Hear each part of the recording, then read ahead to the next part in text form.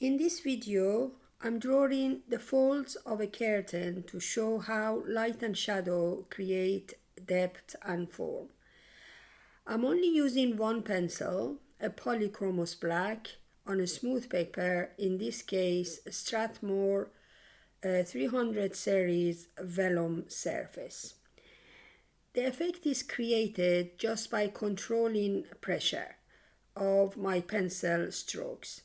More layers and heavier pressure in the darker areas and lighter pressure with fewer layers in the highlights would do the trick. The trick is to start really lightly in the first layers and always keep your pencil sharp, because this is a smooth paper, and on such a smooth or hot press paper, a sharp tip makes blending much easier and helps you get those clean transitions from dark to light. When you look at drapery, it's all about the ups and downs of the folds, the curves that catch the light and the ones that drop back into shadow. By slowly blending up the values, you can make the fabric look like it's actually folding forward or tucking back.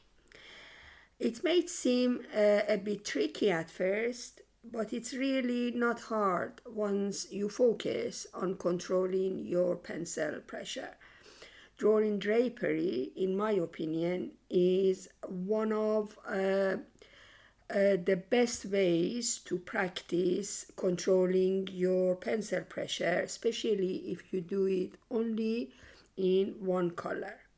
You don't have to think about color choices, just light, shadow, and a smooth blending.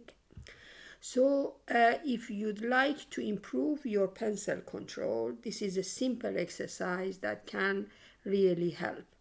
You'll see your blending skills improve, and it's actually quite relaxing once you get into it. I hope you enjoyed this quick tutorial.